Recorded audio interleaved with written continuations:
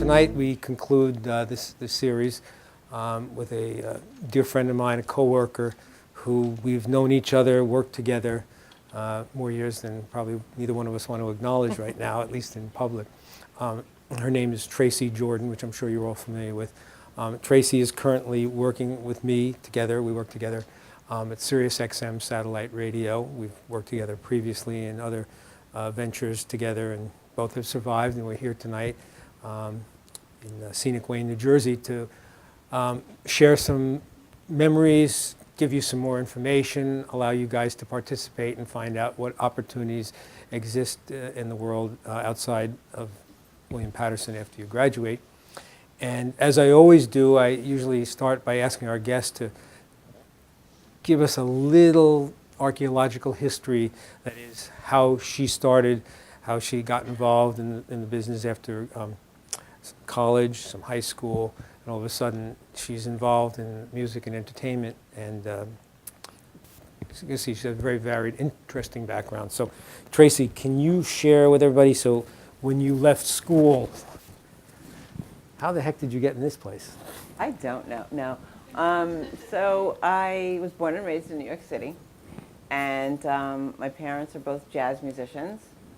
And my dad was Charlie Parker's piano player during the Miles Davis era and the Verve era. And my mom is a jazz vocalist, Sheila Jordan. She's a jazz, NEA jazz master.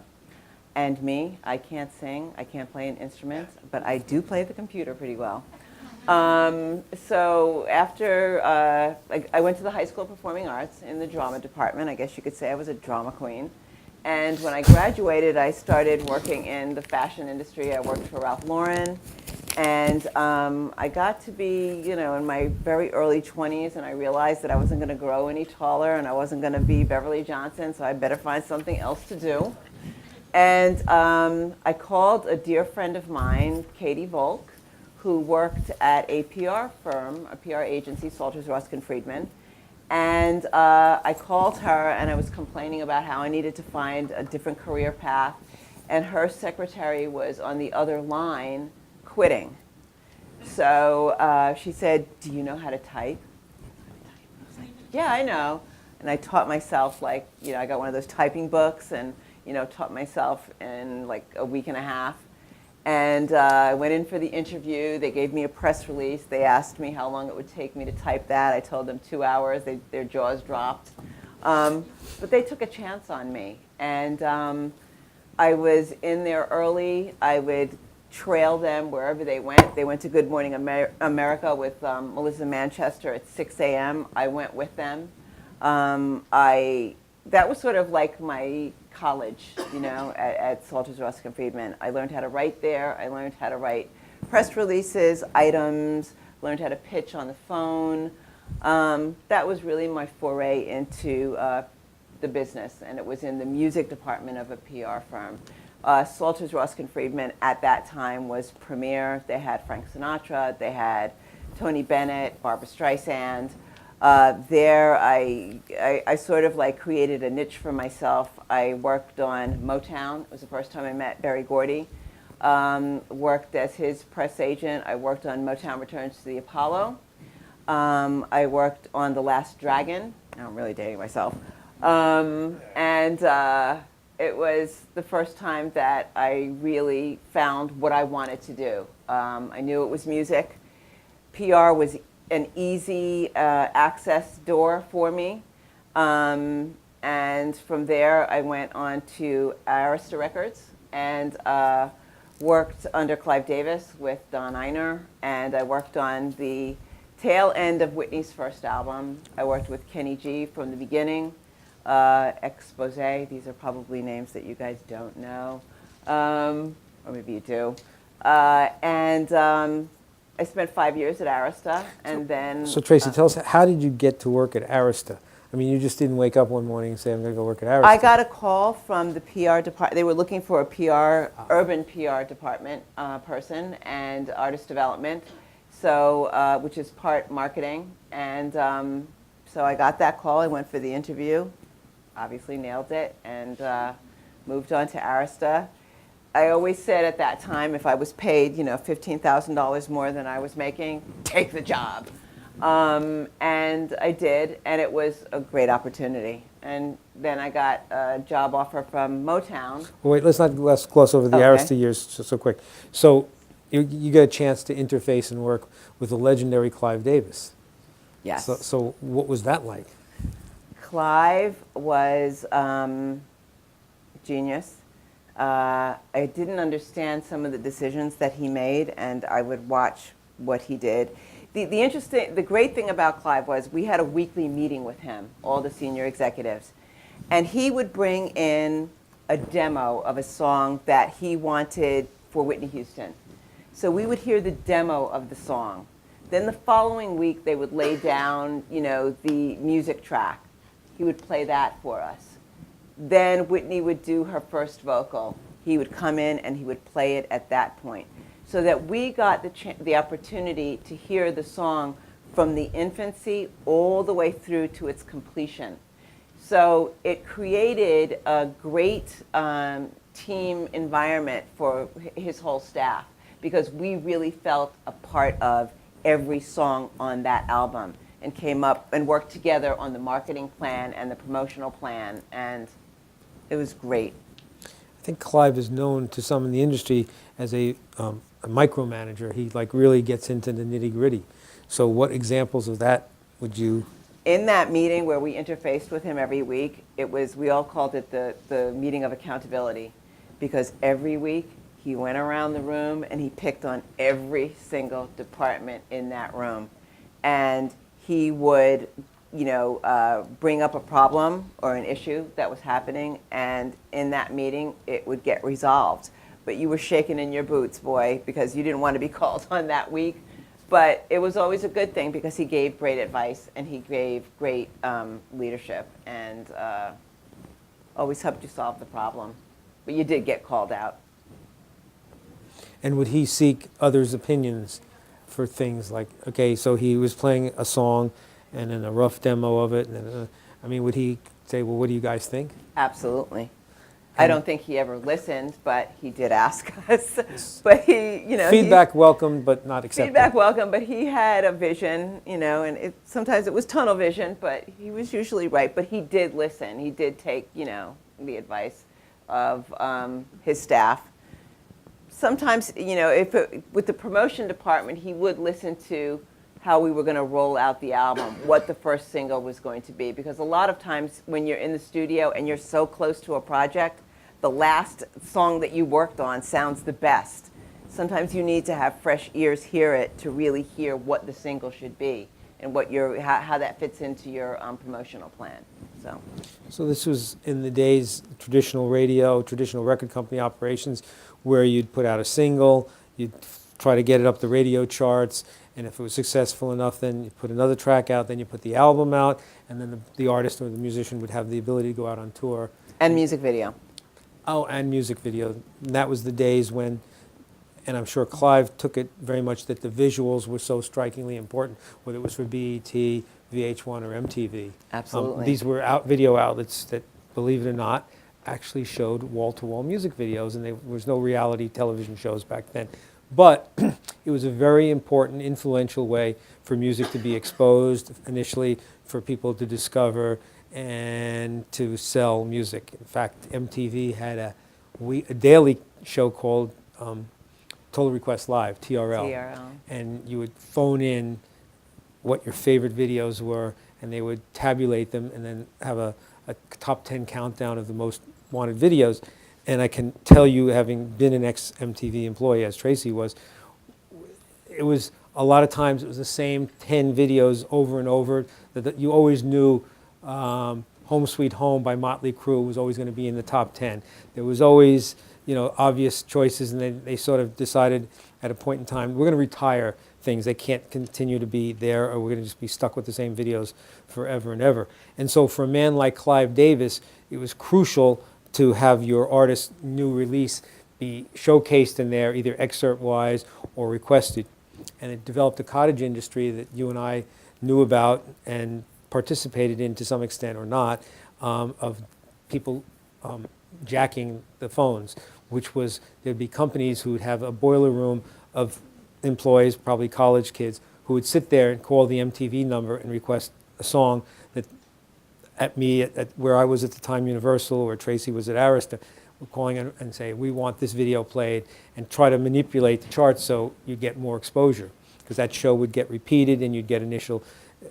It was just a great way to do things. So I'm sure in Clive's world that he would always insist that that the team had a video that was going to debut on TRL or on BET in the right showcase and venue. And so there must have been a video department. There was a video department that I worked very closely with. And they would create the videos, service them to the local outlets as well as the national outlets, and then probably be responsible for making sure they got exposed in whatever way legally was possible. Right. So that was when the visuals were important and there was no YouTube. I mean, the only way you'd see these little videos were if you were in a club at night or watching them on watching BET, them. Video Soul, Donnie Simpson. Right. So there was all those opportunities, and that was part of what you did, probably a very important part. So who were some of the artists that were video-driven from your recollection? Oh, absolutely Whitney. Absolutely. And even at that time, Aretha Franklin, because we had the Pink Cadillac video, the Freeway album, with that Michael Narada Walden produced. Expose at that time. Taylor Dane. Jermaine Stewart. We don't have to take our clothes off. Remember Jermaine? Sure. So yeah. Were you there? Were you still there during the Milli Vanilli days? No, I had gone, thank God. So you didn't have to deal through that. That was, yeah, okay, so that was another era of Arista. So the artists that you had relations with, professional relations with, still today you probably maintain relations and contacts with them. Especially Aretha. I talk to her at least once or twice a month. Worked with her on and off for the last 10 years, doing media for her. So I still maintain a very close relationship with her. And that's been pretty amazing. And then, of course, Clive is still very active, whether he's working with Santana, Aretha, Kelly Clarkson, whatever. And another relationship that you cherish and have maintained is with Clive. With Clive, absolutely. So, the lesson some of us could draw from this is, the relationships and people you meet, aside from your student friends here who you will probably, wind up doing things with in the future possibly, it's a business of people. It's a people business. And, there's hit songs, and there's songs, and there's things, and there's objects. But at the end of the day, it's about people and the relationships. And as Tracy has demonstrated in this particular case here with Arista, these are people, whether it's Aretha Franklin or Clive Davis, these are people she still can pick up the phone and have a conversation with, and they don't go, who's that, what? I can tell Tracy, it's not tales out of school, but I can tell you Tracy's had numerous conversations with both Clive and Aretha about her album that just came out in the last couple of months. And had she not had that ongoing previous relationship, I doubt Clive would take her call necessarily, and certainly Aretha wouldn't give her the time of day. But she has that relationship, and I think that's important to emphasize. So, I guess I always say is be nice to the people you meet on the way up, because you never know. When you're going to need them. I'm going to count on each and every one of you that when I am old and ready to be tossed out of the industry, that I can go to one of you guys and say, hey, you got some work for me?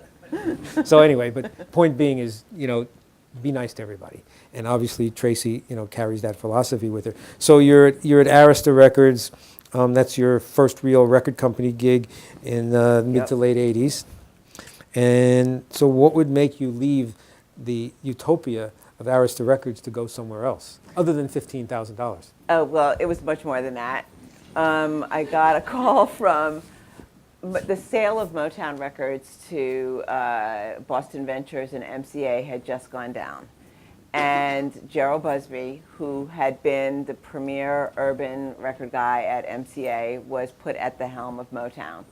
I had worked with Berry Gordy as his press agent and various Motown projects, and Gerald called me to take a gig at Motown Records in Los Angeles. And I also, at the same time, received a call from Columbia Records, where Donnie Einer was, who was my boss at Arista, through Ruben Rodriguez, and was offered a job at Columbia. So Two job offers. Two job offers at the same time. One's in New York. One's in New York, one's in LA. I was born and raised in Manhattan. I don't know how to drive at this point in time. So I call my good friend Monica Lynch, who was then president of Tommy Boy Records, and I'm like, what should I do? And she says, go back to both of them and ask them to make you a vice president and see which one comes through. And that's the job you take. So I went back and I went to both of them and I said, well, you know, I need to be made a VP if I'm going to leave. And Motown came back and said, okay, we'll do it. And that's the job that I took. So I was relocated out to Los Angeles, lost my mind. In my contract, it stipulated that they had to send me to driving school. It took me about 8 months. And I moved out to LA and was the vice president of video production and artist development at Motown, which was an amazing time. What does artist development mean? Artist development is the in-house manager of artists at the label. You're the person who interfaces with the promotion department, with the advertising department, with the sales department, and you're sort of like the center nucleus for the artist's needs throughout the whole label. You're the manager. For all the artists? For all of the artists. For the entire repertoire. So you're the complaints department. I'm the Your complaints mom. department. I'm the mom. I need money for my video. I need clothes. I need tour support money. You hear it all. You're the manager, basically. So you handhold throughout the whole process. So who were some of the hand-holding projects you had? We had a group called The Boys, who were kids that we had found in Compton, and they used to do. They used to perform out at Venice Beach, and they did all these incredible dance moves, and they sang. Boys to Men was the first major group on the label for the new chapter of Motown. Shanice Wilson. I mean, we also had Stevie Wonder. We had Johnny Gill, who came up through New Edition. Another Bad Creation. And I still got to work with the Temptations. Diana Ross was re-signed to the label while I was there. So I got to work with Miss Ross. And as I told you, Stevie Wonder, who wanted to drive in his video. Don't know why. We had the two Spike Lee soundtracks, Do the Right Thing and Jungle Fever, which Stevie did both of those soundtracks.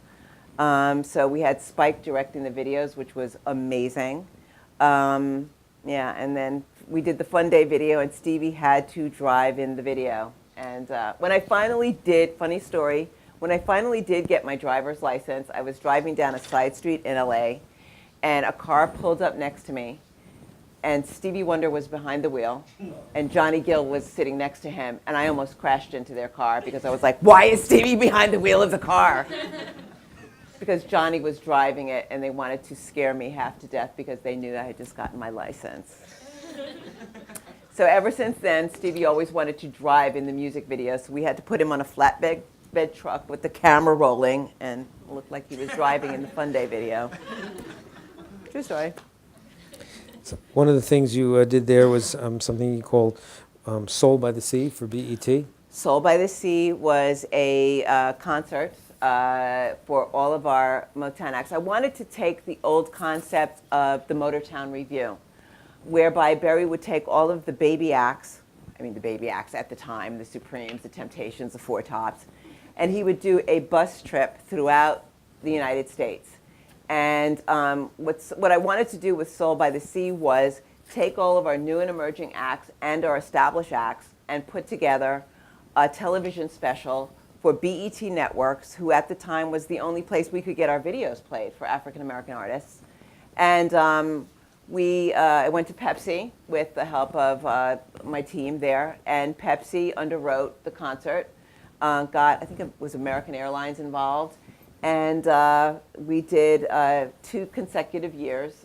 We did the Soul by the Sea. The second year, we actually had the BBC involved, so it also aired internationally. So that was like one of my first television developments for Motown.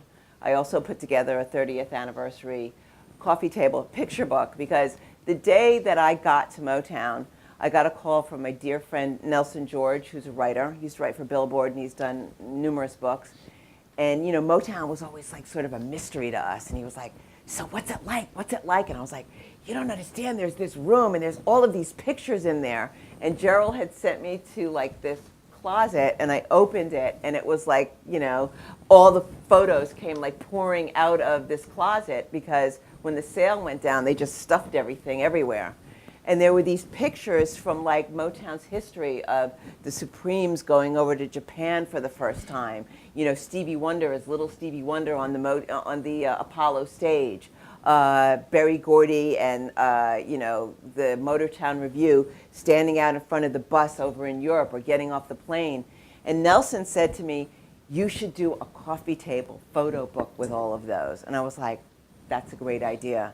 And he put me with a lady named Sarah Lazen from Little Brown Book Company. And we worked together with Gerald, and actually Berry Gordy wrote the foreword to the book.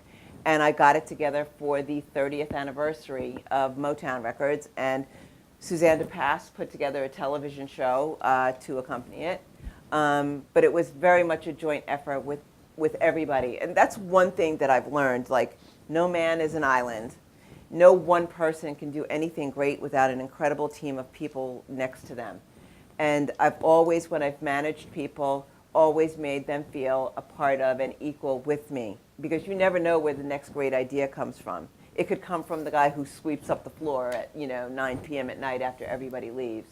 So it's always good to treat everybody equally and with respect. And you get much more help that way as well. So you had a lot of creative video output.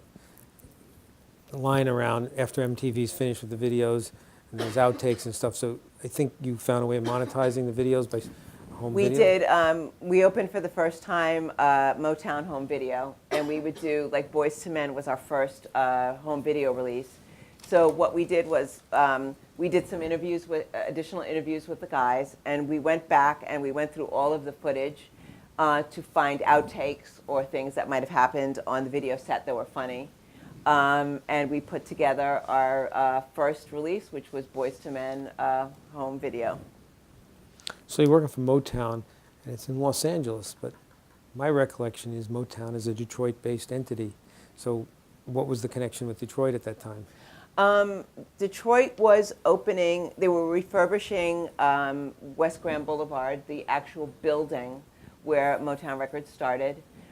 Studio A, which is where all the great hits were first recorded. And Berry Gordy's sister ran it and raised funds to open it as a full-blown museum. If you ever go to Detroit, you have to go and stop by and see Studio A, because you walk in and there's just a magic that the Funk Brothers and all the great Motown artists were in that room, and all of those hits were created there. And there's even an indentation in the floor from the engineer tapping his foot, and it's worn down, and it's like a groove in the floor. And she's done an incredible job with it, God rest her soul. And it's got a museum feel to it, and it's great. Okay, so then Motown, pretty good job. Heritage artist, legacy, working with Gerald Busby, who's like a great guy. Why would you leave? Well, then MTV was looking to expand and start MTV Jams. And they were looking to bring somebody in to work with the talent and help program it. And I got a call from the then president, Judy McGrath, and I was flown to New York to meet with Judy and the team at MTV, and they made me an offer I couldn't refuse, and I was moved back reluctantly at that time because I got used to living out in LA, kind of liked it, except for the earthquakes. They had the 4 seasons: earthquake season, you know, brush fire season, riot season, and mudslide. But I was happy to be home where my family was, and to have the opportunity to work at MTV and like open the door for urban music there. Well, there was a story where MTV really wasn't supportive of music from African artists. No, that was at the time when I was at Arista that was happening, and Michael Jackson sort of came out with the Thriller video and sort of changed the whole dynamic. And they were starting to, Yo MTV Raps was already up and running. A guy named Ted Demme started Yo MTV Raps with Fab Five Freddy. That was a video show. It was the showcase. Became the it became the major way for rap videos to get exposure. Yo MTV Raps started as a one-time only weekend special to see if anybody cared.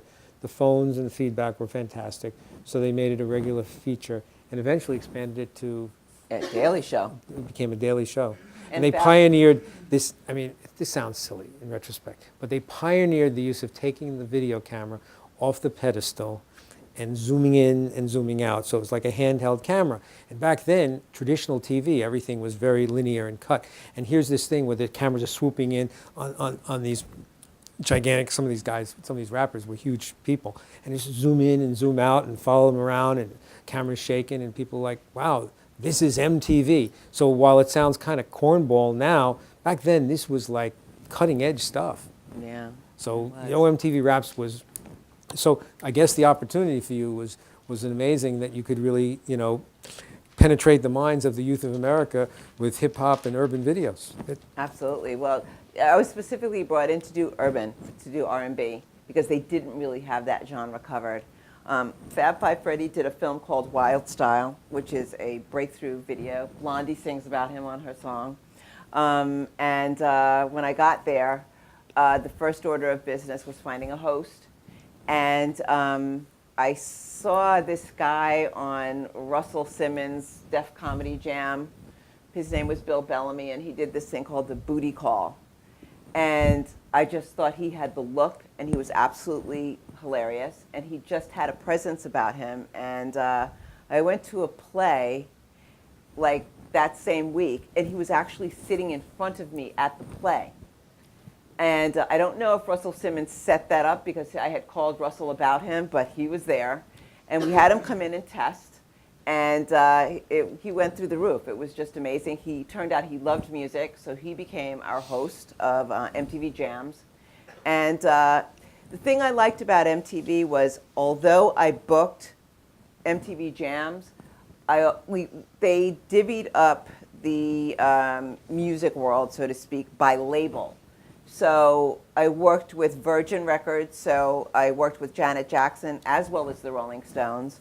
I worked with Interscope, I worked with Island, so I worked with U2 as well as, you know, urban artists. So there was no differentiation in terms of how the labels were handled. And I liked that because it was diversified, and I got the opportunity to work on all different types of music, as did my coworkers. So that kept it green, kept it fresh, and kept it creative. So I like that. I did get the job of doing standards, dealing with the standards person at MTV, because at that time we had Death Row Records and we had Puffy. We had Bad Boy Records. So I somehow got both of those labels. And I had Snoop Dogg and I had Dr. Dre as well as Suge Knight to deal with. And I was the person who got the opportunity to go back and tell Snoop that he couldn't do this in his video. He couldn't sing about drinking gin and juice in his car behind the wheel while driving, because that's drinking and driving. So I got that job. That was fun. That was not fun. No, standards, and it always was changing. Yeah, and that was like when the blurs came out in the music videos. That's partially my fault. Not only, but partially. No gang signs. No gang sign. Oh, no, it's this. No gang signs. No doing this. No smoking reefer. There was one where you couldn't show a woman's headless body. Right. Unless it was the artist, unless it was somebody like Madonna or Janet Jackson, because that's the artist presenting themselves that way. So the Digital Underground video was a lot of fun to deal with, because that was nothing but booties and headless women. So. Yep, those were the days. So tell us about the Janet Jackson tour. Janet Jackson's Janet album tour was, that was my first tour presents. And MTV had a program built where an artist would get a certain amount of interviews, certain amount of concert mentions. When the artist went out on the road, it was a full-blown package. I wish that we did something like that at SiriusXM. You know that I've been talking about that. But it's a set-in-stone concert tour package. So it's tour support for the artist when they go out on the road. And we would go out to the opening night of Janet's concert, and we would do behind-the-scenes stuff. Bill Bellamy was there. We brought Bill out, and we did interviews with Janet. We did some highlights, about 5 songs from the opening show. And we ran the concert dates during MTV Jams, and actually with Janet throughout the whole channel format. And it was great. It was really something that I was very proud of. And we did that with artists of a certain caliber, and sometimes we had a program for new up-and-coming artists as well. But this was the top of the line. The Tour Presents was like U2, Janet Jackson, and artists of that ilk. So. And then working with the Rolling Stones? Working with the Rolling Stones on their Tour Presents as well. It was, I was representing Virgin Records, so it was Nancy and Ken Berry at the time were running the label. And we did a series, they did a series of reissues where they took the original artwork from the albums, like the Andy Warhol cover with the zipper, and they recreated them in DVD format. And Stones World Tour worked on that. That was the same thing. It was a planned, concise program. And it worked for every artist, and it was just great. And they probably don't even do it anymore, but it was really tour support, which is very, very important at a label. It's usually monies that are given to the artist to help them get through their tour, to cover costs, to help promote the album, and to help the tour. Okay, so you're at MTV. It's in the mid-'90s, I guess, and you're there a couple of years. And then something else happens. You get another job offer. I get another job offer. My next job offer brings me full circle. Gerald Busby had given me this plaque when I left Motown of the year that I started, and then the infinity zeros. And Motown, when I first got to Motown, Gerald had asked me to come up with a list of branding ideas, and one of the ideas on that list was a theme restaurant. And he called me back, and Boston Ventures flew me in to meet me. They flew in to meet with me and offered me the position of a partner at Motown Cafe, which was going to be a theme restaurant chain using the Motown as the theme, and it was going to open internationally. The first planned one was in New York at the old Automat building. You guys are too young to remember this. Some of you guys will remember. The Automat building on 57th Street, and out to Las Vegas on the Vegas Strip at the New York Hotel, and to Orlando, and then on to England and Japan. So you're offered some equity. I'm offered a partnership. I'm one of the partners. So it's more than $15,000. Oh, yeah. Okay. And very much more. And it was great because I knew the history of Motown. I put together the book. I worked at Motown for many, many years. So when we were, I worked very closely with the architect company, and I came up with the ideas of how the cafe would look, what it would sound like, the visuals that were on the screen, the music that would be played. So I worked on the historic part of it with him and worked on the build out. And that was amazing. I didn't have anything to do with the food, if anybody ate there. But that was a very, very exciting time. And I learned a completely new business. I learned the theme restaurant business. And we did that. We built out Las Vegas, and then we went on to Orlando. And then the bottom of the theme restaurant business sort of like fell out of it. As soon as Fashion Cafe opened, I knew it was over. Like, who would go to eat in a theme restaurant owned by models? What do you eat? Carrot sticks and celery? You know, bulimia this way? No. So the bottom kind of fell out of it. The last one that I worked on individually was the one in Japan. So I was flown out to Japan to work on the finals of that. It was a great time. I wish it had worked. I think the problem was the food and the rollout plan. I think in Vegas, in retrospect, of course, in Vegas it should have been a supper club that had a show, you know, where they had performances by some of the older Motown acts or acts of the 60s. But they didn't want to spring for the license because it was very expensive. But I think in the long run that would have saved it in Vegas. Okay, so that came to its natural evolution, unfortunately. Yep. Motown Cafe was a thing of the past.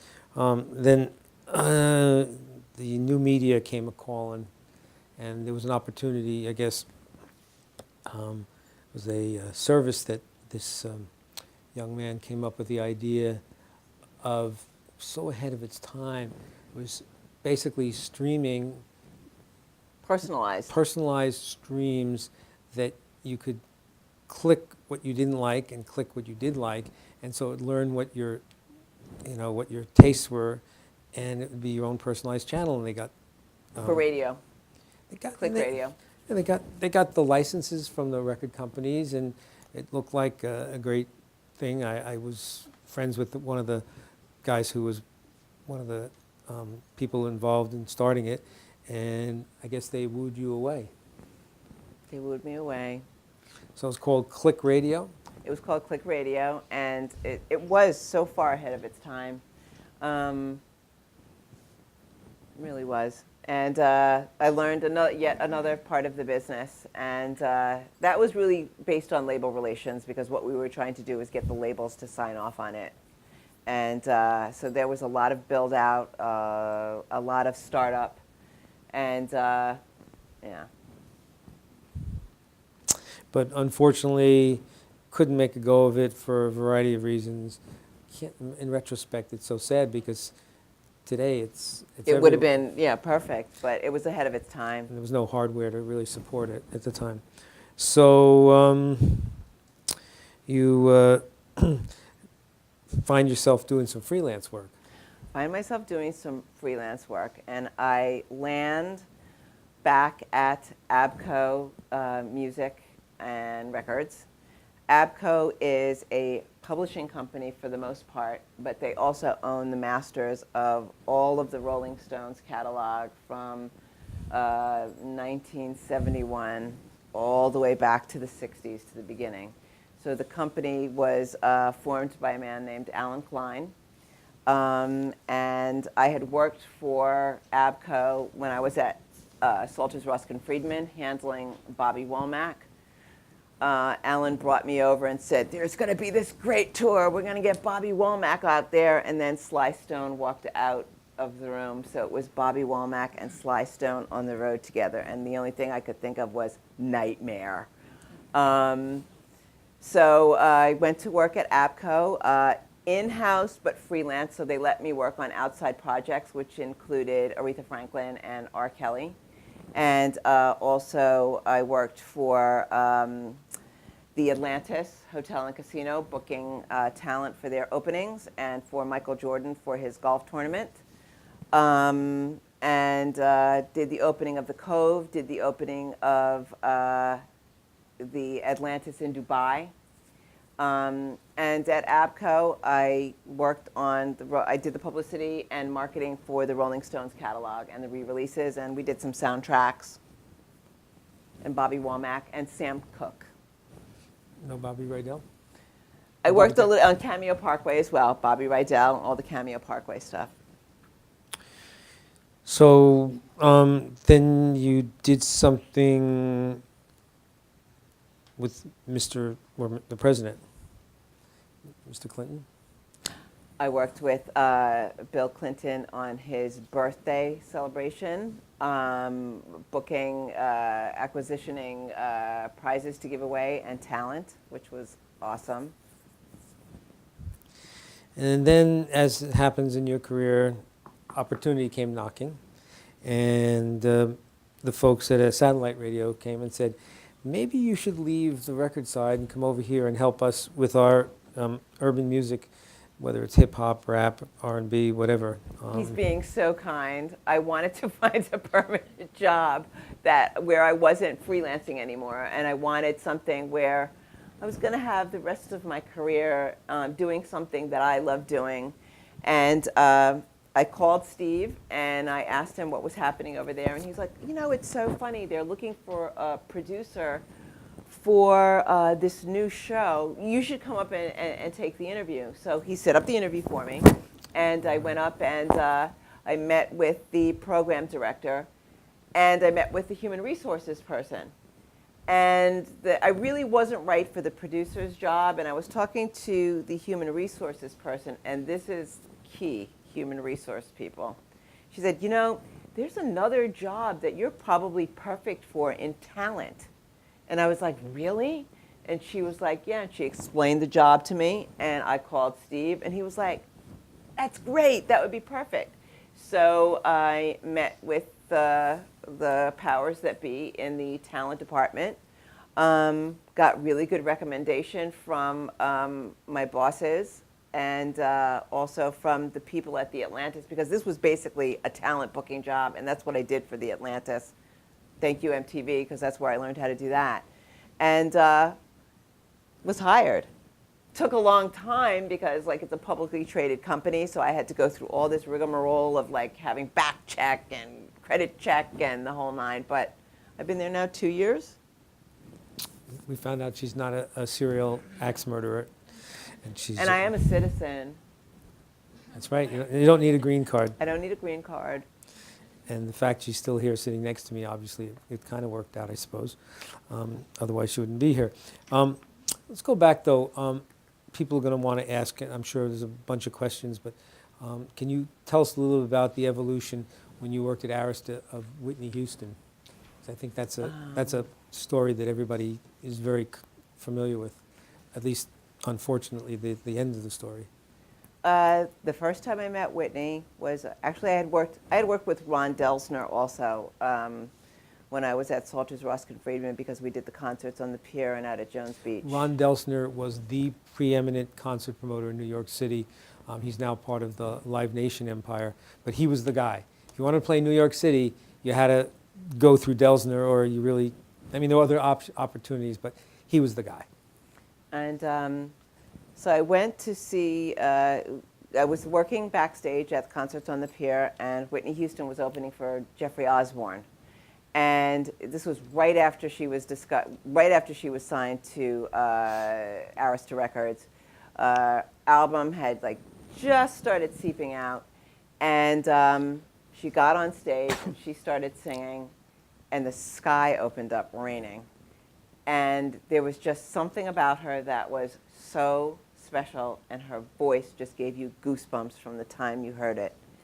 And at Arista, I worked on the tail end of the first album, and when I came in, Whitney had become so popular, there's nothing wrong with being popular, but the urban department was very adamant that she not lose her urban roots.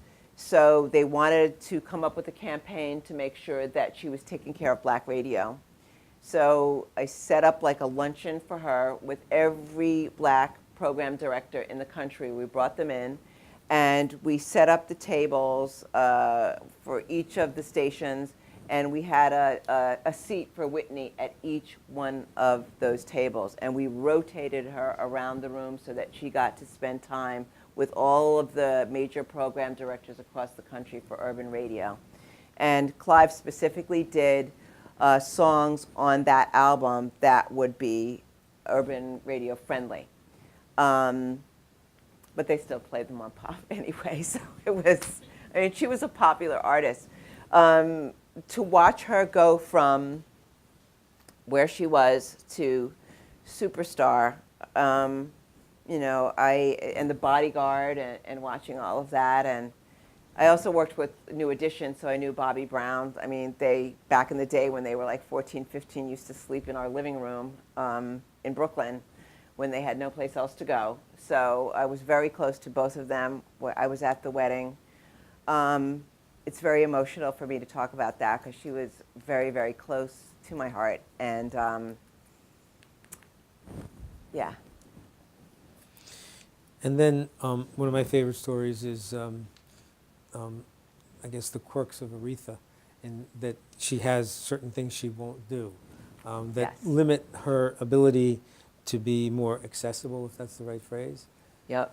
Can we share some of those? Yeah. Aretha, as you probably know, will not get on an airplane. I don't know why. I used to think it was because she was flying from Cleveland into Detroit on a very small plane, and it flew through a snowstorm. This is what she told me. And apparently that really didn't happen. It was just like one day she was on the plane, it landed in Detroit, and she turned around to her cousin and said, "I'm not going to fly ever again," and she has not since, which is really a shame. So while I was at Arista, it got to the point where I would have to bring all of the media people out to the house where she was in Bloomfield Hills to do interviews, photo sessions. We shot the Interview magazine photo, the cover of the magazine in her living room and outside of her house in the driveway in her car. We did a New Year's Eve special for the David Brenner show with her and Billy Preston sitting in her living room singing Old Lang Syne, which you can Google. It gives you goosebumps. It's amazing. But it was shot in her living room because she wouldn't go anywhere. So it got to the point where I would just, her sister Carolyn was still alive, so I would just stay at the house. You know, I had my own room. You know, they were out in the boonies. But Aretha, buses everywhere. And, you know, she put my name on one of the albums that she released, so I still get, to this day, on my personal email, offers for her to perform in England for $1 million, for a wedding in Italy, in Tuscany, for a lot of money, but she won't travel, and it just, it really, she won't travel by plane, and it's just so counterproductive. But she's an amazing person. She drives me crazy. But on the flip side of that, when, you know, I was going through some personal health issues, she would get on the phone and call me and pray with me, pray over me on the phone. Who does that? What artist does that? So she's very special. And then I made the mistake of teaching her how to text. And her text messages, I think I'm the only person who can translate them. I mean, the people around her have like learned, but you know, you have to speak Riri. Yeah. And what about her visiting buildings? And Recently we had her at SiriusXM. But a very funny story is Aretha, before I got to Arista Records, at the beginning of the release of the Pink Cadillac album, Aretha, they did a party for her at the World Trade Center when it was still there. And Aretha, Clive was there, the whole industry turned out. It was like her comeback. And she got down to the World Trade Center, didn't realize that the party was on the 102nd, 3rd floor. She doesn't go above the 7th floor anywhere. So she got there, and she wouldn't get on the elevator, and she wouldn't go to the party. So she went home. So us knowing this already, when I booked her for SiriusXM, we have space also over at Jazz at Lincoln Center, which is on the 3rd floor. So we booked her to go over to Jazz at Lincoln Center and do her interview with Clive. And because we knew that she wouldn't go any further than the 7th floor. So in addition to not traveling by airplane or boat, She has phobias. so, and she stays in a hotel, it can't be above, Nope.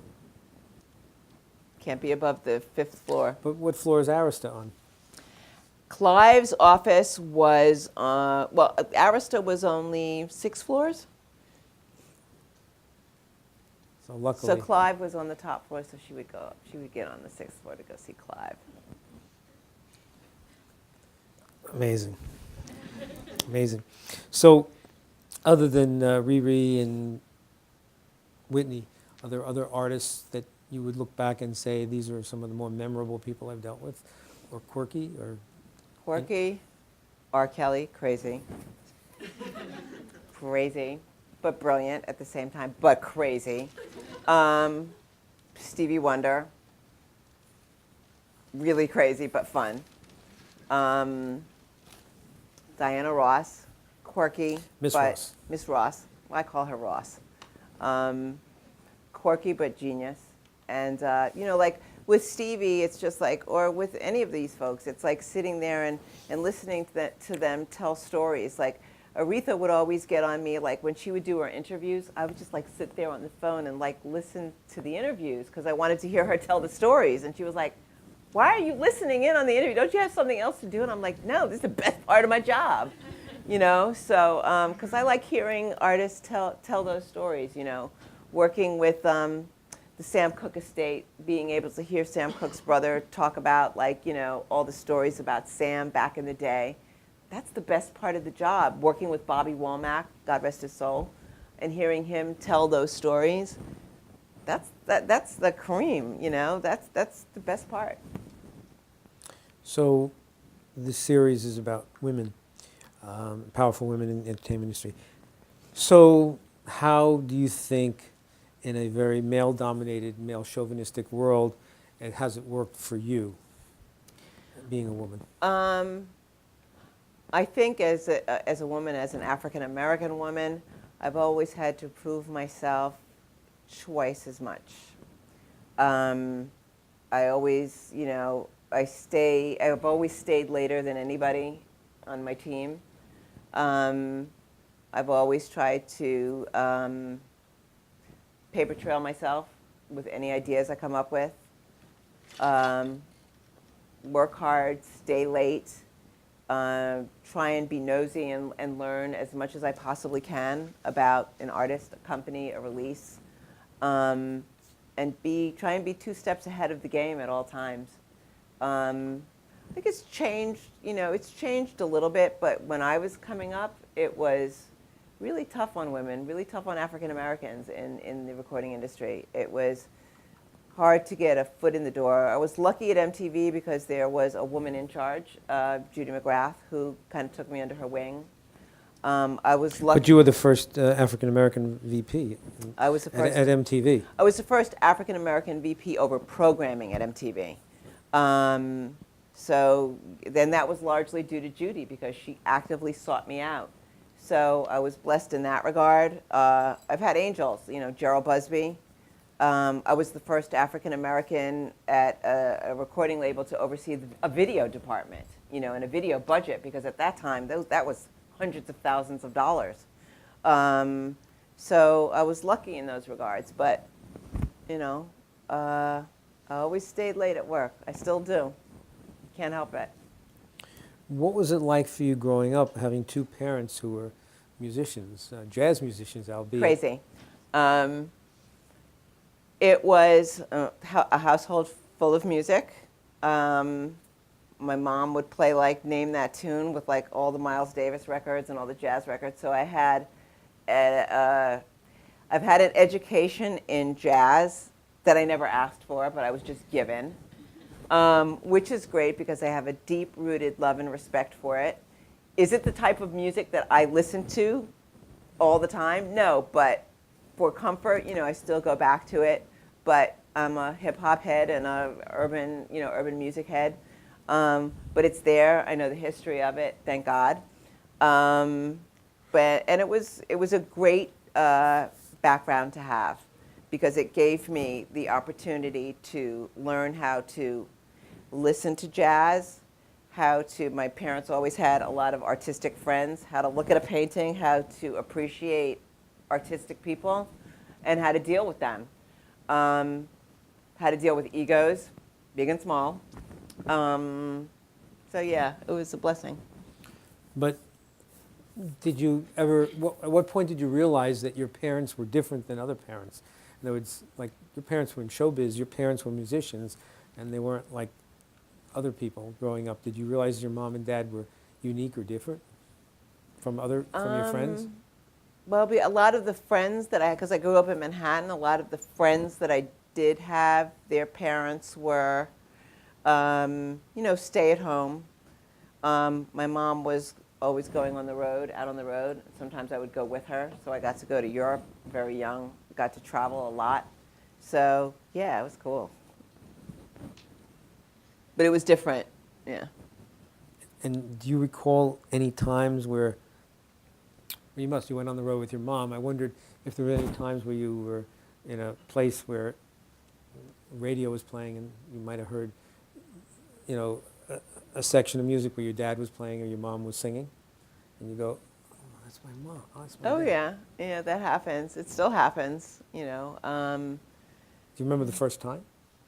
I was in a car and we were driving out here in New Jersey, and WBGO, I think. I was probably in my early teens, and my mom's voice came on the radio. She was singing You Are My Sunshine on a George Russell Outer View album. And I was like, my mom! And I just, that instant recognition, and I turned it up and we were listening to it. So yeah, that happens. Some of the questions being asked, here's one that dovetails right into that. Matt says, did having a family member with a prominent background in music industry influence you in any major ways? Absolutely. I think having parents who are both jazz musicians, just musicians, period, gave me a deep understanding of how to deal with artists, how to deal with egos, how to deal with touring. Watching what my parents went through, I knew I didn't want to be a musician. I knew I wanted to be on the other side of it. But it gave me a good education on how to deal with artists, for sure. Absolutely. We didn't talk about this. Jesse asked, did you have any internships during your career? I would call my time at Salters, Ruskin Friedman almost an internship. I was the secretary in the music department. I was making no money at all. I had come out of the fashion world, out of working for Ralph Lauren, to start a whole new career. So I had a complete step backwards, and that was my internship, because I don't even remember what I was paid, but it was like nothing. But I did everything. I answered the phones. I did everything an intern would do. And that's really where I cut my teeth on writing, pitching, covering shows, taking care of artists, covering movie premieres, covering film stuff and music. So that was really my internship, I would call that. And I worked my way up. So I came in at the bottom rung, and worked my way up. So yeah, internships weren't around then, and I didn't go, I took college courses at Cornell, didn't graduate though, so that was my internship. This is Melanie. So She asked, one of the questions was, in all the different places you've worked, would you look back and think what was the most memorable one? I think MTV was probably the most memorable because you could go, we had a meeting every Monday at MTV, and we would sit at the table with all of the various departments. And I remember Valentine's Day was coming up, and the guy who ran the creative department was like, we need to come up with a Valentine's Day, campaign, a promo campaign, and we need a voice. We need a voice for Valentine's Day. And I was like, okay, Barry White. And the whole table got silent. That's a great idea. And 3 days later, the promo was on the air and it was running. And that was like to come up with a creative idea and just watch it turn around that quickly and be on the air, and then you sit back and like, came up with that idea. It was like, that was really fulfilling. And it was the age when MTV was playing music video. It was exciting. It was, that was the highlight of my career. That and Motown too. I mean, I've taken pieces of each of the places that I've worked at, and I've had great experiences. But I would say from a creative standpoint, MTV was like the summit. That was just like, wow, like, I came up with that. Yeah. So it was great. It's interesting you say that, because I recall working at MTV, and the producer of the weekly countdown show basically said the same thing to you. He said, this is the greatest job. I sit and write a script, and 24 hours later it's transmitted across the entire United States. How great is that? How great is that? And it occurred to me, I was like, he was right. He had worked at other TV stations over the years, but he realized the creativity. No one censored him. He could say and write whatever he wanted. The VJs were instructed to read the script. And much like Tracy, 24 hours later, it's broadcast across America. What a great job. That's when it mattered, too. Exactly. Not like today, where it doesn't matter.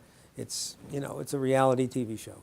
And coming from a PR background, having an artist do an interview and then seeing it in print in the New York Times like the next day, it was like that instant gratification. So I liken it to that. It was awesome. And then Barry White had a whole new career. It started a whole new career for him of doing voiceovers, which was great for him. Let's see, Jillian, who says she's doing just okay today. She talks about your mom having an influential role in the industry and a role in your career, but she's asked if there are any other artists you feel influenced you along the way.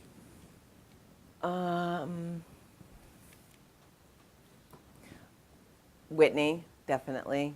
Aretha, 100%.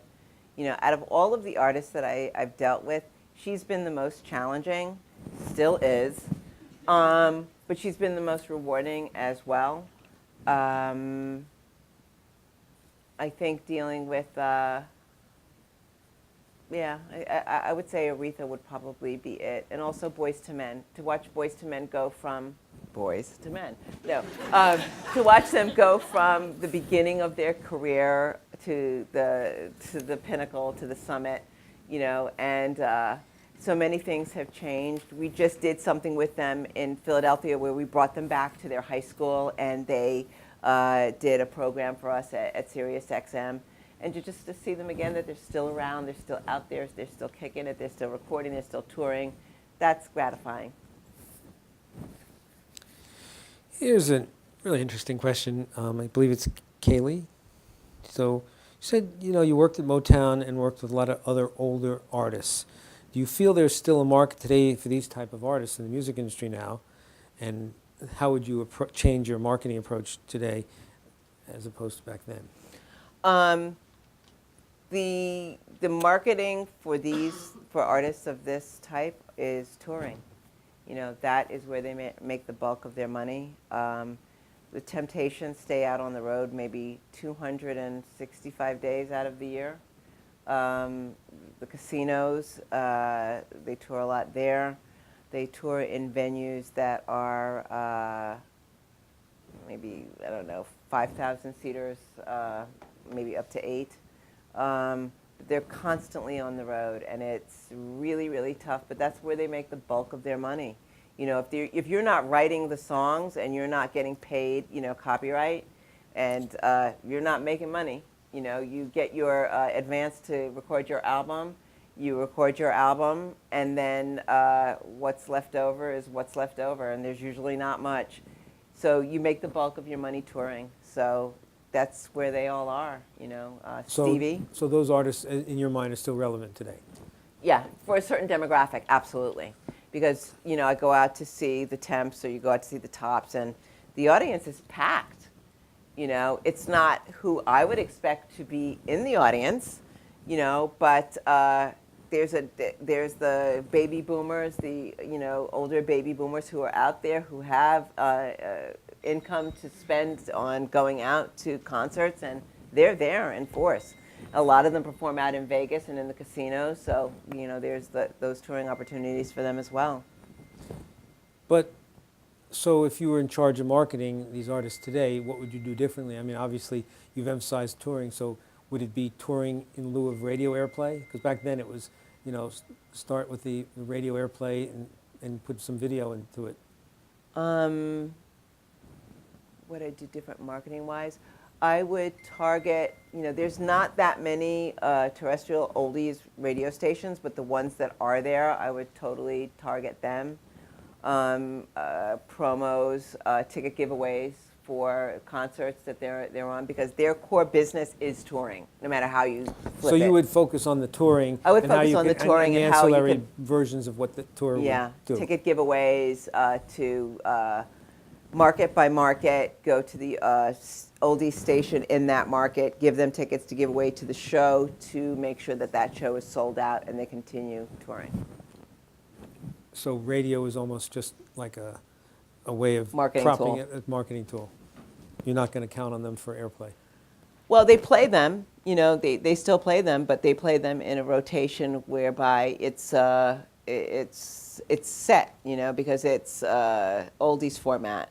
So they're going to play the Temptations a certain amount of the songs But when what they about play if, them. but what about if it's not an oldies act? What if it's a new urban act that's starting today? And Oh, you said oldies, right? A new urban act video plays a key role still, vivo. I would, television, I would try and get them written into a television show or film. A commercial. I think that that's key as well, because a lot of people watch television, a lot of people see commercials, and they hear songs in commercials that help them instantly recognize that song. Songs become hits off commercials or being in a television series. So that's a whole new marketing opportunity. I think that that's really key.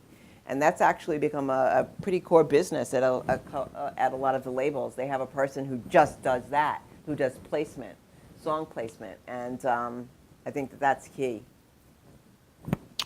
okay, Mark was posing an interesting question, saying, "Have you felt the desire to quit the business? And if not, obviously, what keeps you going?" Money. No, you know, I think music for me is key. It's a part of my makeup. It's a part of my DNA. I really am passionate about what I do. I love what I do. I wouldn't, you know, I wouldn't be doing it as long as I've been doing it. I like being at SiriusXM like I liked being at MTV, where I could take an artist from the artist development part, from obscurity, and take them and build them to, you know, a point where they're recognized, and know that I had something to do with that, that my team of people or my company had something to do with helping that artist gain, you know, the recognition that they deserve. I get a lot of gratification from that. You know, I watched what my parents went through as struggling musicians. Jazz, unfortunately, is something that's indigenous to the United States, but it's not always accepted here the way it should be. So musicians go overseas, they go to Japan, they go to Europe, and they get a lot more respect over there than they do here in their own country. This is just jazz. So I like being a part of that. I like the artist development part of it, and that never grows old. I don't think I'll ever tire of that. I like making a difference in an artist's career. That's what it's all about for me. What is the one important lesson that you've learned from working at SiriusXM thus far? Ask Devin. The one important is, I think at SiriusXM, the one thing that I've learned is I would rather speak out on something and get my hand slapped than not say anything at all. I don't know if that makes sense. I would rather come up with a creative idea, present it, even if it's not in my department, because that's just me. If it's an idea for the promotions department, I will just blurt it out and bring it up and bring it to them.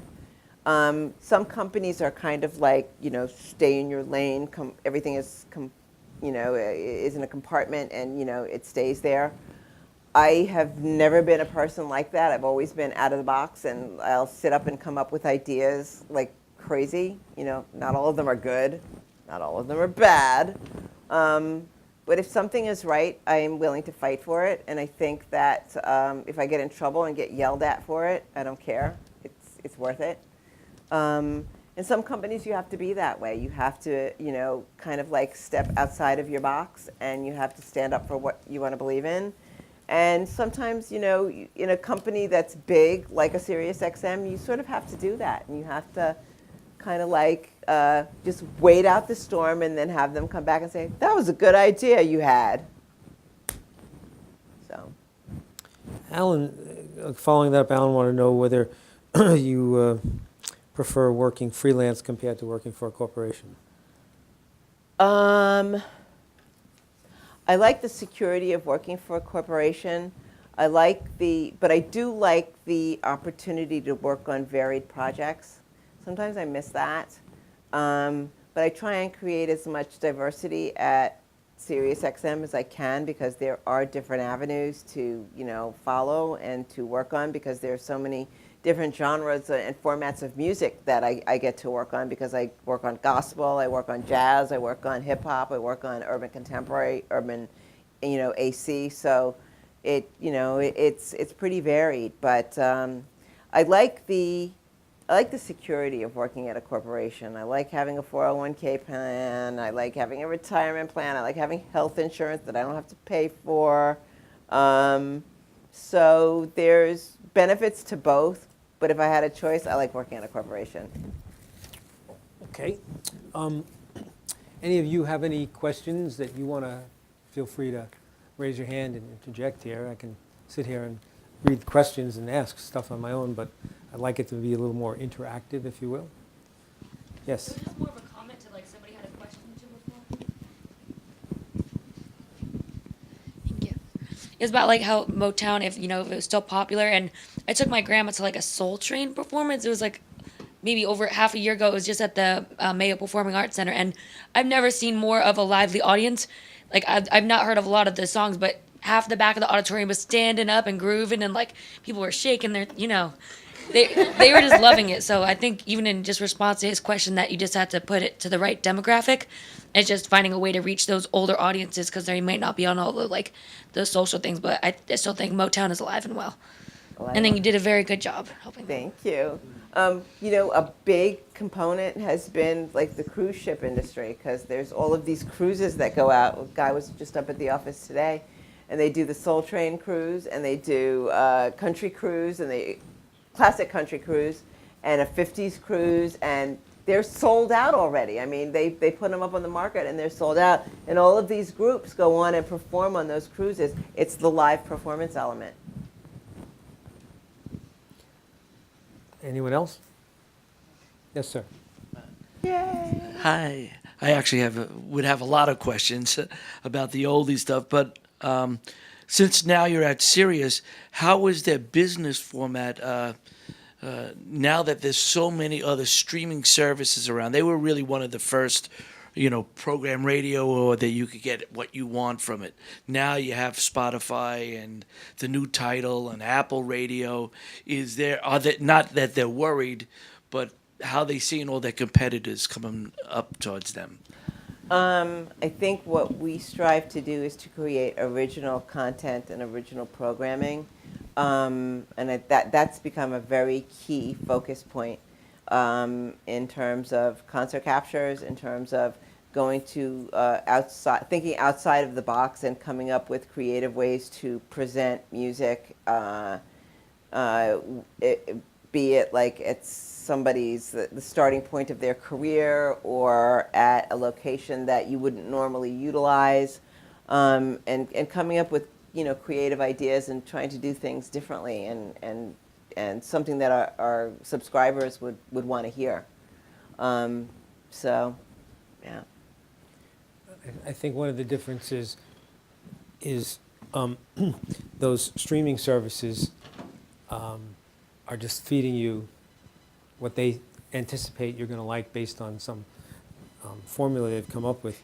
I think the difference is we're providing you with curation from programmers who are seasoned veterans, and you have the opportunity. So if you like 60s oldies, you have this channel. If you like urban oldies, you have that channel. If you like country music or old country music, in other words, we have sorted it out into segments that you can go to if you like, as opposed to some random stream where you're just going to be fed music. And aren't they doing that now? They're all getting curators, they're making their set playlists. Well, some of them are, and some of them aren't. I mean, they're curated, but I dare say that our product is vastly superior in that we have exclusive content.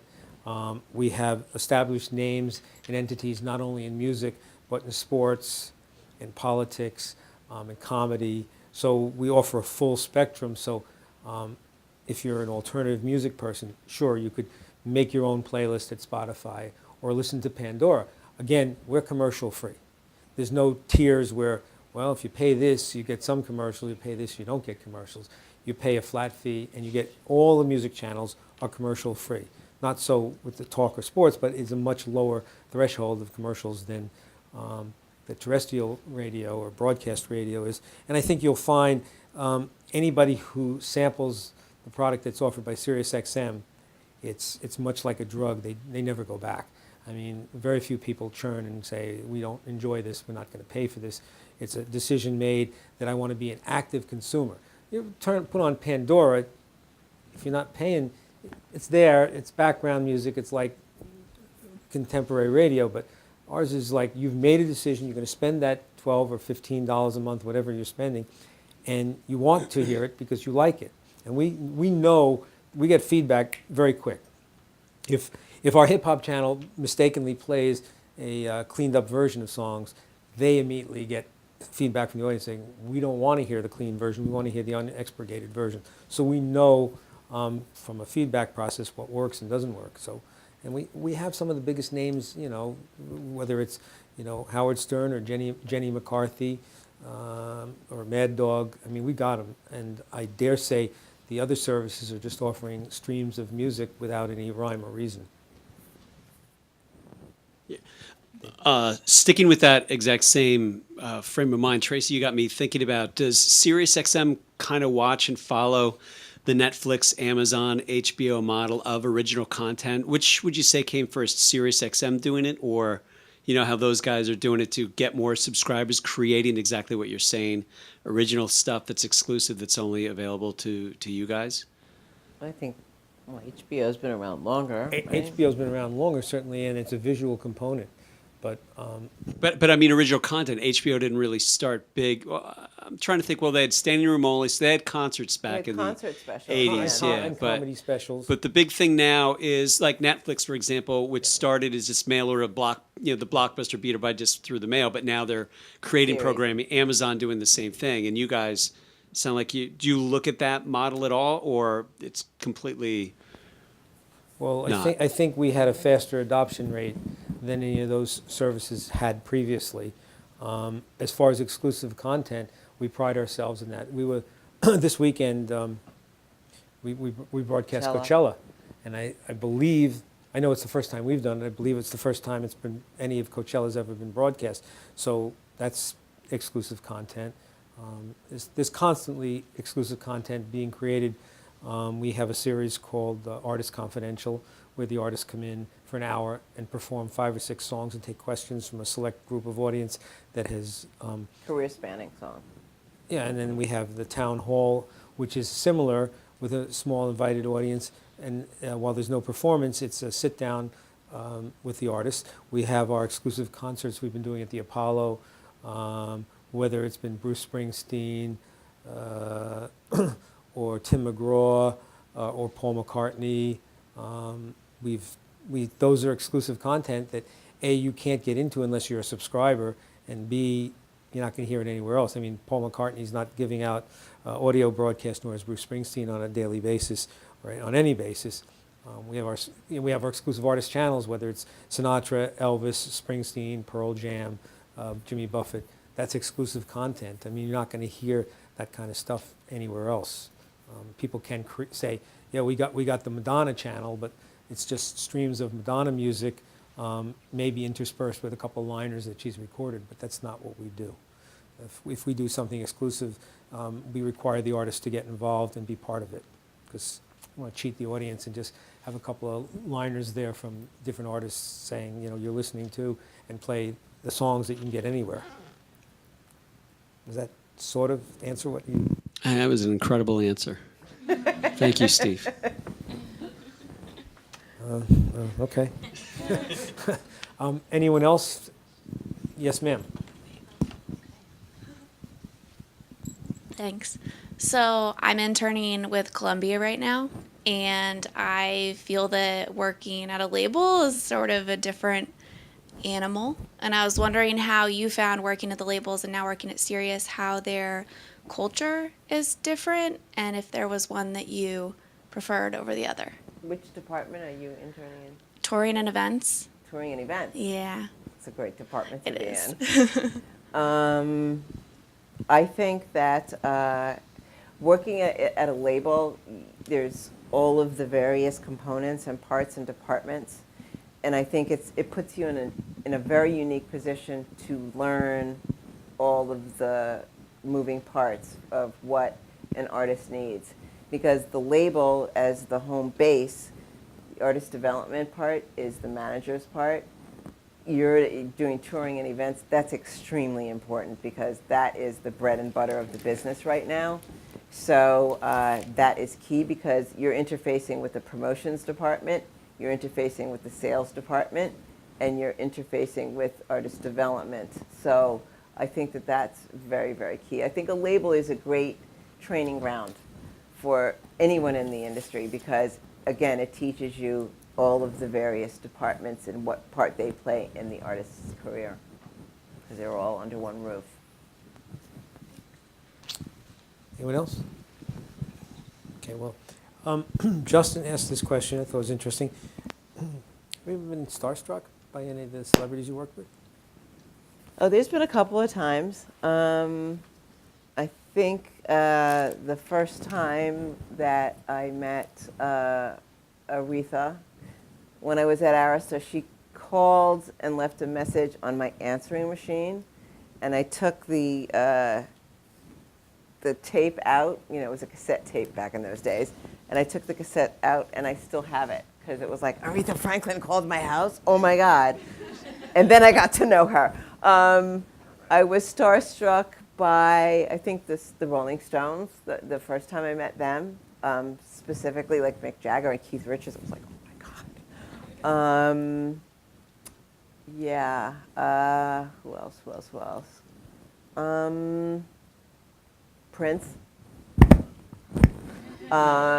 First time I met him, I was amazed at how short he was. But he's Prince, so, you know, yeah, I was starstruck then. Okay. Let's see, I'll find another question here.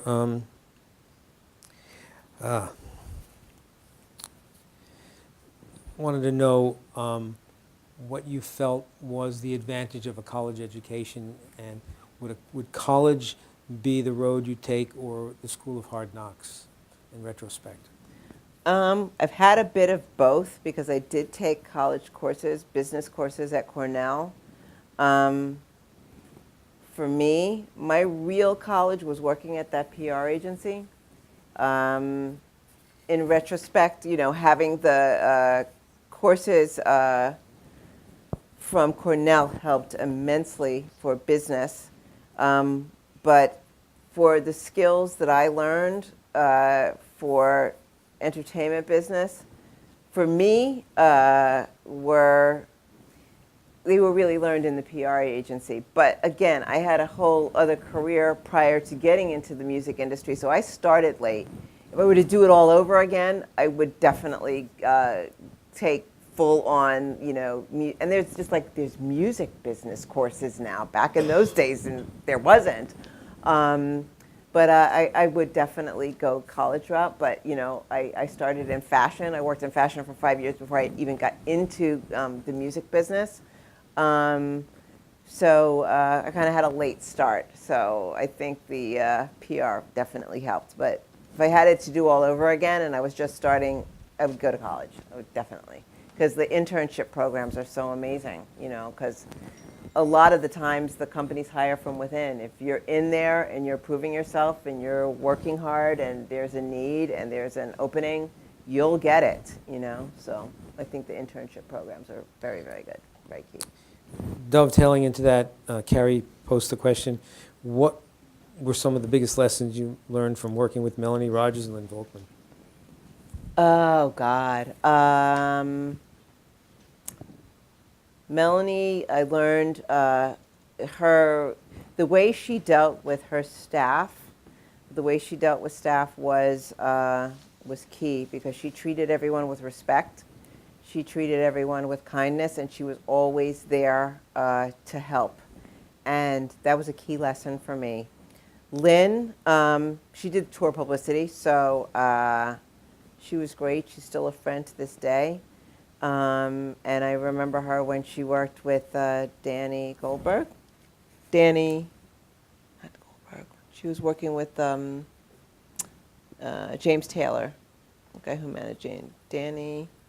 Danny Fields? No, Danny Goldberg. She worked with Danny Goldberg. So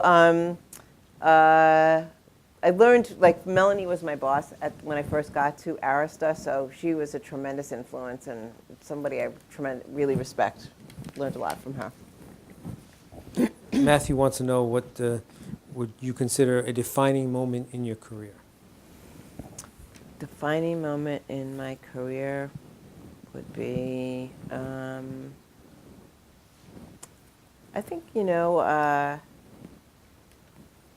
Motown. I did, when I was at Motown, I did a video with Marvin Gaye's Mercy, Mercy Me. It was the 20th anniversary of the song.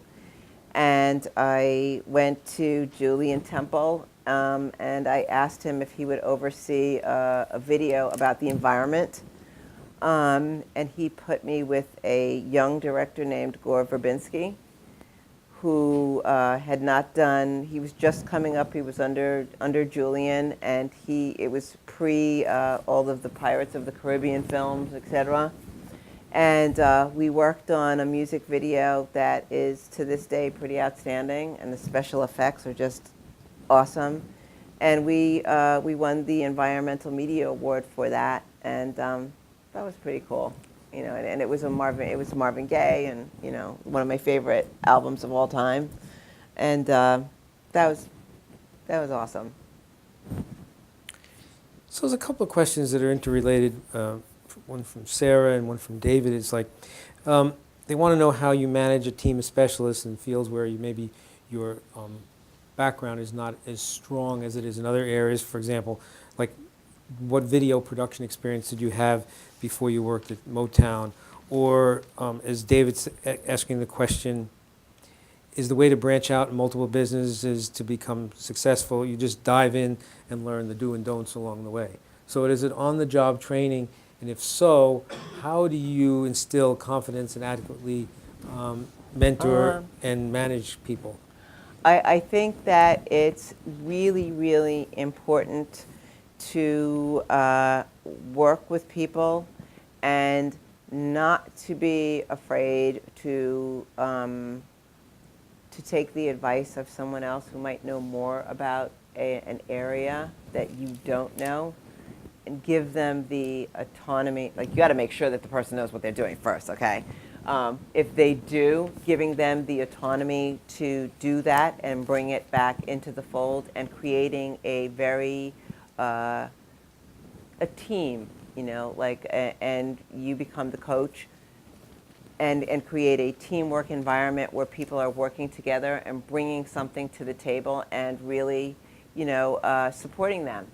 And even if they know more than you do, learning from them. But you don't let them know that, you know, you just watch over your shoulder. But I think that that's really, really key, and creating a comfortable working environment where it's, you never know who's going to, again, you never know who's going to come up with the next great idea. It could be somebody outside of your department, and you have to have an open mind to hear that and to work with the person and be supportive and not let your ego get in the way. You know, if you don't know something, you learn it from the other person. So I think that that's really the key to being a good leader and to being a good department head or, you know, manager.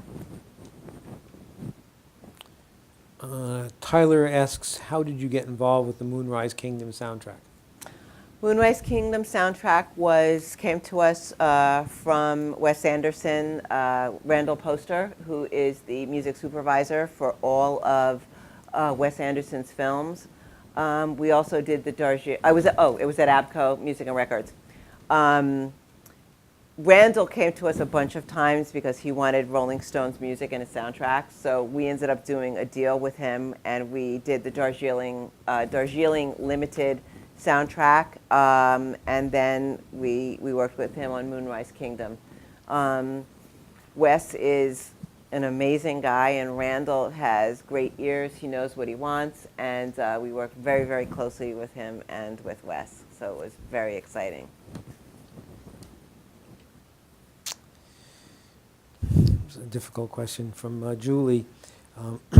This is her third year attending the seminar, so she's tolerated me for several semesters, and she's graduating in May. Where's Julie? Hi, Julie. So you're going to be her last speaker that she hears before she enters the real world, and she wanted to ask you, what would you consider the most important advice you could give her as she tries to enter the field of the music industry? Tenacity and not giving up. Finding your passion, finding what it is you really want to do, and focusing your attention to that department or area in the industry, because that's what you're going to excel at. If you have passion for it, you're going to do it, and you're going to stay late, come in early, do whatever it takes, because you're passionate about it. If you know, you have to love. I love what I do. If I didn't, I wouldn't be doing it, you know, especially at my age. So it's important to find your passion and find it early and focus your attention in that area. Because I believe with a passion and a love for something, you're going to excel at it. Eventually, you just keep chipping away at it. You're going to get there. And not getting discouraged, because there's a lot of pitfalls in the industry. The industry is continuously in flux and changing, and you know, it's a little scary at times because of what's happening. But I think true passion in this industry is what binds you to it, and what holds your ground, and what keeps you, what makes you successful. It really is important to find that. And you can, that's why it's good to work at a label, because you kind of get to see each department and what they do. And you know, there's specialty companies now who do that for labels, do those various ancillary things and the various promotional needs. And you know, there's companies that do all of that, and if it's not at a label, it might be at a management company, it might be at a touring company, it might be Live Nation. There's a lot of different areas to go in now. So I think finding your passion is most important. That's the most important thing. A couple of people asked a similar question here, Anthony and Giancarlo. What would you say your time working at a record company and or MTV, Motown, the work experience, those things, the skills you picked up there, how did they help you or support what you're doing today? Well, I think any life experiences that I've had, both in the industry and personally, make you what you are today, make me what I am today, and I think those experiences educate us to know certain things and how to handle certain situations and or artists or people in life. So I think all of it has been, every day is a learning experience. Every artist that I work with or have worked with, I've learned something from. Sometimes things I didn't want to know about them. But I think that that's key. And I want to remain an open book and continue to learn. So, absolutely. And then following up, Carolyn wanted to know, as a consultant, freelancer, what do you think is the most important thing that an artist can do to get themselves heard? I suspect there's an ulterior motive here. The most important thing is tenacity and to keep going at it and not giving up, because it's so easy to get frustrated in our industry. But again, I go back to passion. If it's something that you love, you have to follow your dream and you have to keep doing it. And not giving up on yourself and not letting the industry beat you down, and having, artists have to have a tremendous amount of confidence out there, because it is not easy. It's very, very competitive. There's a lot of music out there. There's a lot of ways to get it heard. And you have to find those, and you have to just keep at it and keep pushing and not give up. It's not an easy. It's not an easy field to get into and to break into, and you have to have,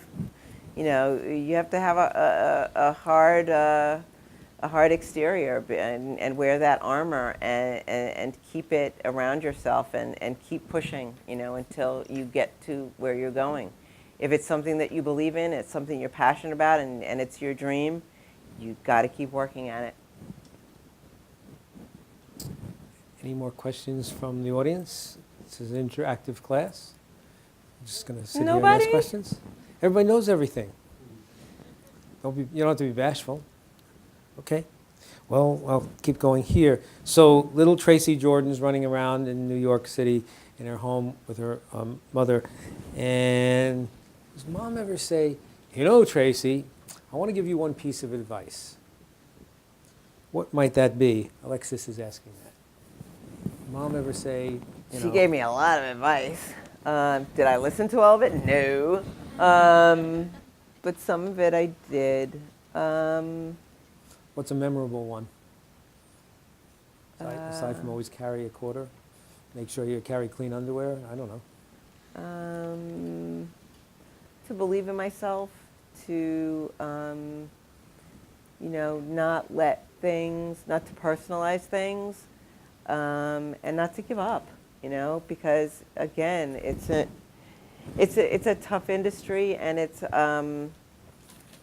an industry that you have to keep a strong exterior. You have to keep yourself strong. You have to keep your passions right there out in front of you to remember why you're doing it in the first place. Because if you don't like it and you don't want to do it, you're in the wrong business. Because you'll get kicked down a lot before you get back up and get to where you're meant to be. It's not an easy climb, and it takes years to get yourself out there and get known and find where you fit in, and where you're appreciated and where you're comfortable. It's like a jigsaw puzzle. You have to find where you fit, and sometimes it's by trial and error. and sometimes it's, you know, a place where you don't like who you work for, and you got to wait because you need the paycheck, and you got to wait until the right thing comes along, and you move it like you're playing chess. But it's not giving up. It's, if this is what you want to do, you have to stick with it. You can't just, it's not something that you just dip a toe in. You have to get in it all the way, and you have to keep swimming. You have to keep pushing along. Yes, Melanie. I also saw, I know you talked about another soundtrack you did before, but I saw you also worked on like the Percy Jackson soundtrack. Just with soundtracks in general, what's really your role in that, or does it vary from project to project? My role in the soundtracks was promotion and PR. So I would get the soundtracks out to all of the radio stations across the country, and I would set up the giveaways, and I would set up the call-ins and the actors calling into the radio station and doing promo spots for them. So my role was specifically promotion and setting up, you know, contests and that sort of thing. That's when I was at ABKCO. And ABKCO is a publishing company, so they did licensing. So they had experience in that area, so we would package and clear all of the songs for the soundtrack and then release them. Also set up some screenings at times. And set up screening. Right. I only know because you used to call me and torture me on various You coming soundtracks. to see Percy Jackson? No. But I think you came to the one of the Wes Andersons, maybe? It was, I think it was the one with was it Shades of Grey, was it? No. It was with, what's it from The Sopranos? Oh, right. What's the name of that soundtrack? It had a lot of Stones music in it. All Stones music, mostly. Yes. And it was about the band from New Jersey, the garage band from New Jersey. Right. With Tony Soprano. Right. And little Steven was in it. That's right. He was the producer. Right. There was another one called like The Fantastic. I don't know if it was that one. Oh, Fantastic Mr. Fox. Oh, Fantastic Mr. Fox. That's Wes Anderson. Worked on that.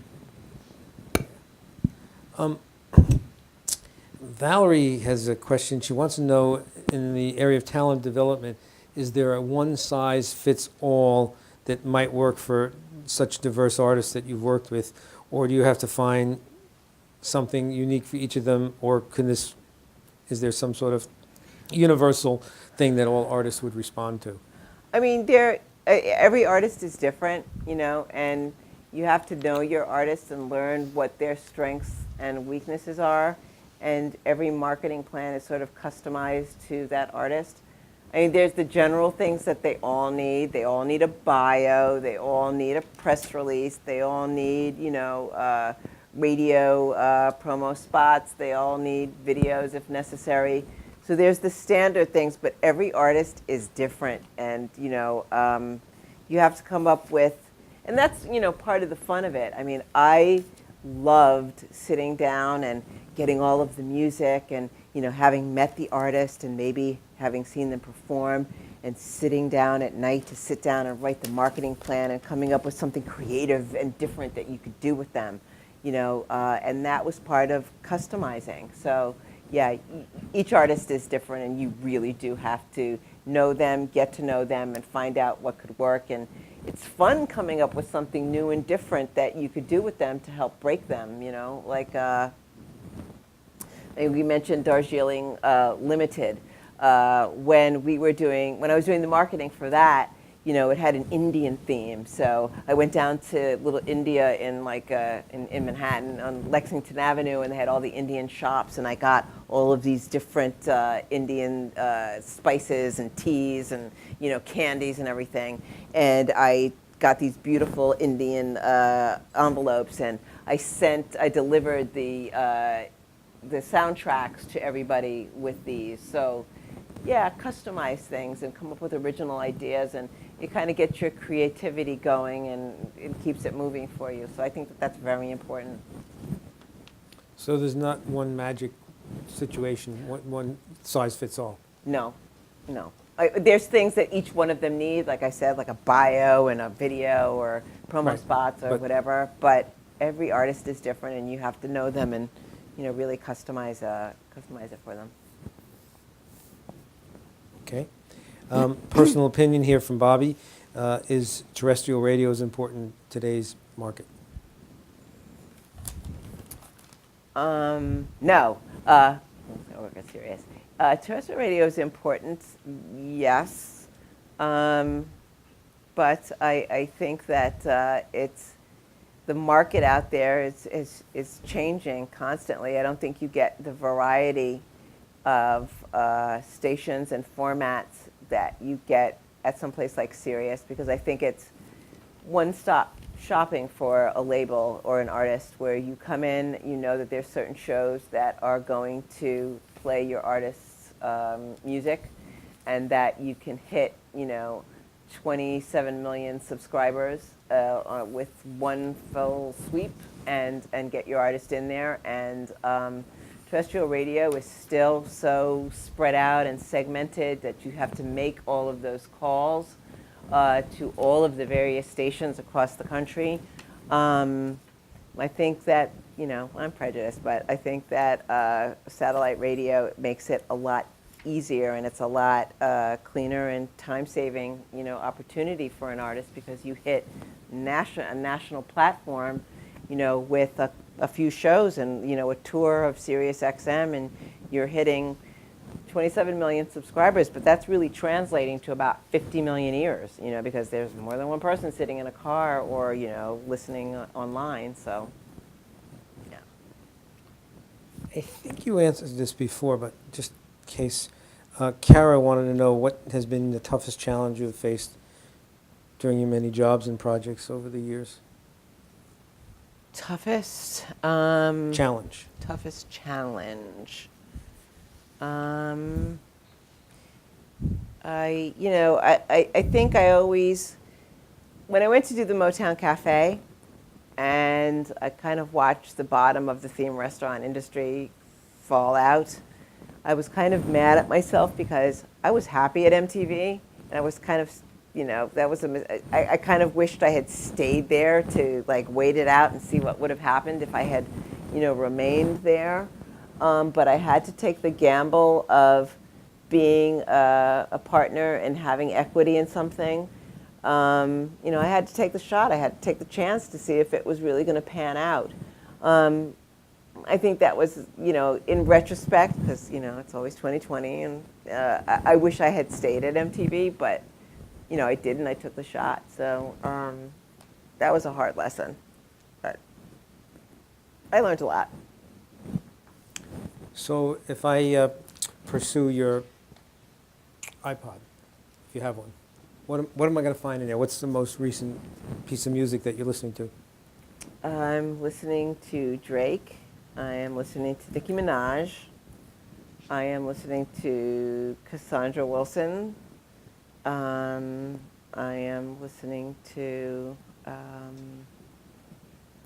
else am I listening to? Meek Mill. I'm listening to, what else? I think those are the new ones that I'm listening to, I like hip hop. Maybe I'm listening to Madonna, for curiosity. I don't know if I'm going to play it in heavy rotation.